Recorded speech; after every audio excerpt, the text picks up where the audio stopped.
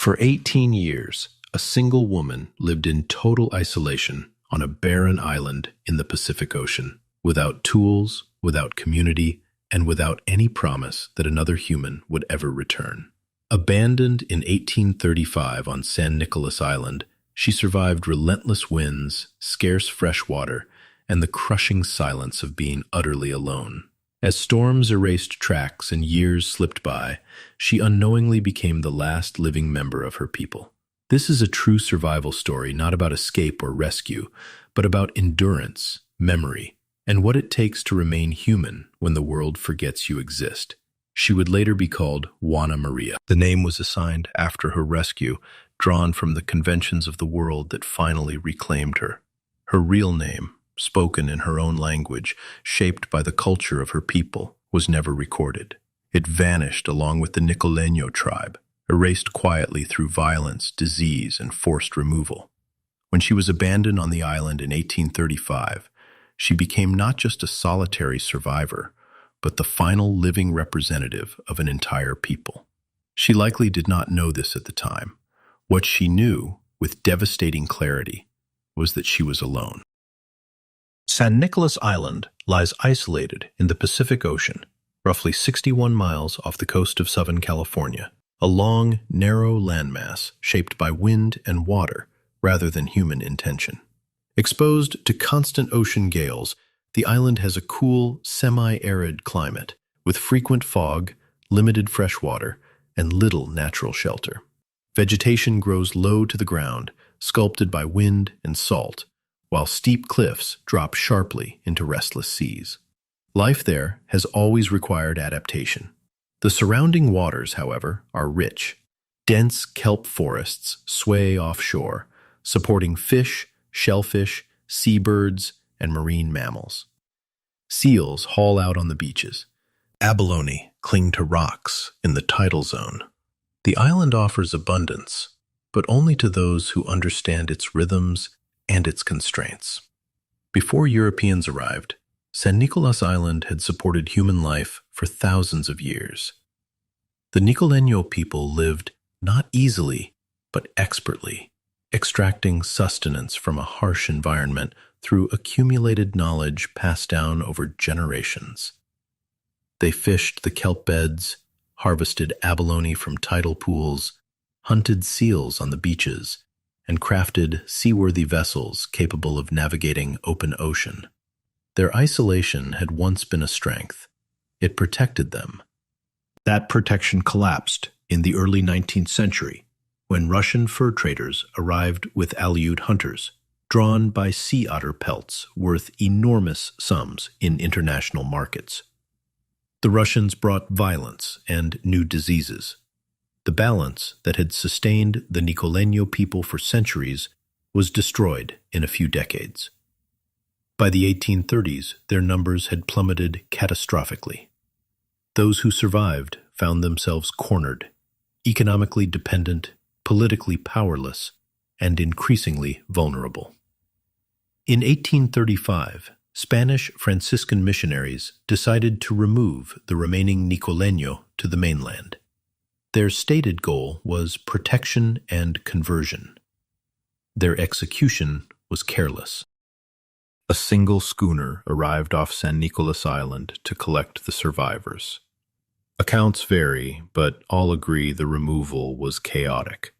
A storm approached, tempers flared, people scrambled to board the ship with what little they could carry. When the schooner finally departed, it left behind one person. Whether she was overlooked, whether she jumped ashore at the last moment, whether she was searching for a missing child, remains uncertain. Later stories embellished the event, but historians generally agree that the truth is unknowable. What followed is not. When the ship disappeared beyond the horizon, the woman stood alone on the island. She may not have been entirely alone at first. Some accounts suggest she had a young son with her for a short time, possibly until he drowned while attempting to cross rough waters in a small canoe. If true, the loss would have been absolute, severing her final human bond. After that, there would be no one left to speak to her in her own language. No one to share labor, memory, or grief.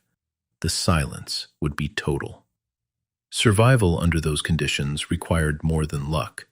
It required competence bordering on mastery. Drawing on cultural knowledge internalized since childhood, she built shelters from materials scavenged along the shore. One structure was constructed using the rib bones of a massive whale, likely beached long before her arrival. Driftwood, grasses, and earth filled the gaps. Other dwellings were made lighter, movable, adapted to seasonal changes. Each placement considered wind direction, exposure, and access to food. She made clothing from bird feathers and seal skins, carefully stitched with sinew. Sewing without metal needles is slow, exacting work. Mistakes are costly. Stone tools must be reshaped constantly. Bone needles snap. Everything wears down and must be replaced by hand. Archaeological evidence confirms the care and intelligence with which these objects were made. They were not desperate improvisations. They were precise solutions refined over time. Food came from the sea and the land. She harvested shellfish, caught fish, hunted birds, and took seals when circumstances allowed. She dried meat in the wind to preserve it and timed her gathering to tides and seasons.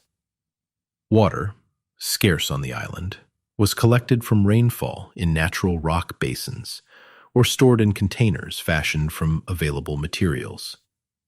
She learned, through repetition and attention, exactly how much she needed and how little she could waste. The physical labor was relentless. But the greater threat may have been psychological. Complete isolation is a form of pressure rarely encountered in the modern world. Without feedback from others, without shared language or social reinforcement, the mind begins to fold inward.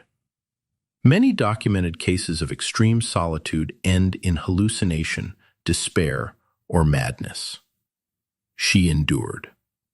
Evidence suggests she sang regularly, songs from her culture preserved through memory alone. She spoke aloud, possibly to animals or spirits, possibly to herself. She marked time using carved sticks or notations, small attempts to impose structure on a world that no longer acknowledged her existence. These behaviors were not signs of instability, but strategies, methods of maintaining identity when no one else could reflect it back. Years passed. Storms battered the island. Bones whitened in the sun. Shelters were rebuilt. Tools refined. The seasons repeated themselves again and again. No rescue party came. No ship altered course to investigate the island. On the mainland, the Nicoleño people who had survived relocation died of disease within a few years. Unknowingly, the woman became the last living archive of their language, their stories, their way of life. In 1853, nearly 2 decades after her abandonment, Captain George Nidover, a sea otter hunter operating along the California coast, heard rumors of signs of habitation on San Nicolas Island. The stories were vague but persistent. Intrigued, he organized an expedition. When his men landed, they found evidence of human activity, shelters, tools, food remains, but no person. Only on their final night did they see her. She had been watching them, silent, cautious. When she approached, she carried roasted wild onions. It was an offering, a message that required no translation. Communication was nearly impossible. No one spoke her language. She spoke none of theirs, but understanding passed between them nonetheless. She sang, a song later remembered by one member of the crew, and loosely translated as an expression of contentment, of readiness. After 18 years of solitude, she chose to leave. She was taken to Santa Barbara, into a world louder and denser than anything she had known for nearly 2 decades. She lived with Nidover and his family. People came to see her, drawn by curiosity and pity. She examined horses, tools, clothing, architecture, objects utterly foreign to her lived experience. By most accounts, she displayed curiosity without fear and calm without resentment. She did not speak of suffering. She did not perform trauma. Her body, however, faltered. Within weeks, she became ill. Accustomed to a narrow, protein-heavy diet, her digestive system could not tolerate the abundance she was offered. New foods, new bacteria, new pathogens overwhelmed her immune system. Dysentery is the most likely cause of death. 7 weeks after her rescue, she died. The irony is difficult to ignore. She survived 18 years alone in a hostile environment, only to perish shortly after returning to human society. Her resilience, forged through deprivation and adaptation, left her vulnerable to the sudden excess of civilization. Before her death, the woman who had lived nearly 2 decades alone was formally baptized by a Franciscan priest and given the Spanish name Juana Maria, the only name by which history now knows her. The ceremony marked the first and last time her identity was officially recorded. When she died in October of 1853, she was laid to rest in an unmarked grave at the Santa Barbara Mission Cemetery, buried among strangers because no one could understand her language well enough to record her words or wishes. A brief entry in the mission's burial records noted only that she was the native woman brought from San Nicolas Island, baptized shortly before death out of uncertainty rather than understanding. For decades, her resting place went unmarked. It was not until the early 20th century that a small memorial plaque was installed at the site, an attempt to acknowledge a life that had passed largely unnoticed by history. The physical traces of her survival did not fare much better. Several items recovered from San Nicolas Island, water containers, clothing, bone needles, and other tools she had crafted by hand, were once held in museum collections, but many were destroyed in the 1906 San Francisco earthquake and the fires that followed. One of her most remarkable possessions, a dress made from cormorant feathers, was reportedly sent overseas for preservation and study, but it vanished from records and was never recovered. Decades later, her story resurfaced through literature. Scott Odell's novel Island of the Blue Dolphins introduced a fictionalized version of her survival to generations of readers. Archaeologists later confirmed many elements of her story through material evidence left behind on the island. Whalebone structures, stone tools, food remains, proof that she had lived, not as a myth, but as a human being solving practical problems day after day. Her story endures because it resists comfort. It is not a triumphal narrative. It does not reward negligence with redemption. It asks unsettling questions about abandonment, colonial violence, and the fragility of cultural memory. And it offers no explanations, only facts, silence, and survival. She did not seek isolation. It was forced upon her. That she endured says less about heroism than about refusal. The refusal to lie down and disappear simply because the world stopped looking. For 18 years, she chose to live. And that choice, made repeatedly without witnesses, remains one of the most compelling acts of human resilience ever recorded. If stories like this move you, challenge you, or make you see the world differently, consider supporting the channel.